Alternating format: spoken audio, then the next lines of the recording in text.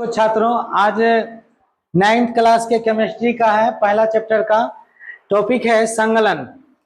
संगलन किसे कहते हैं? संगलन कहते हैं ठोस अवस्था से द्रव अवस्था में बदलने की प्रक्रिया को क्या कहते हैं? संगलन कहते हैं।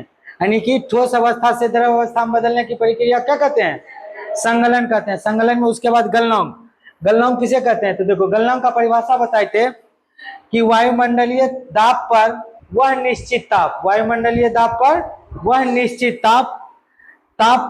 निश्चित ताप जिस पर ठोस पदार्थ पुंज में द्रव अवस्था में बदल जाए उसी को क्या कहते हैं? गलनांक कहते हैं। उसे क्या कहते हैं?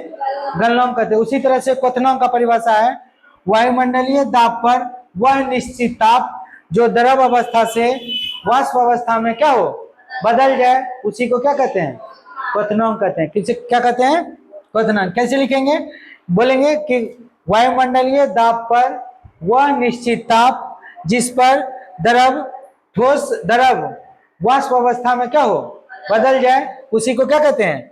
क्वथनांक कहते हैं। अब यहाँ देखो, यहाँ बर्फ को अगर गर्म करेंगे तो क्या बनेगा?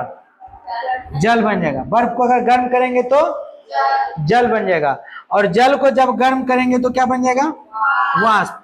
अगर वाष्प को थोड़ा सा ठंडा कर देंगे, यानी वाष्प को ठंडा करेंगे तो क्या बन जाएगा?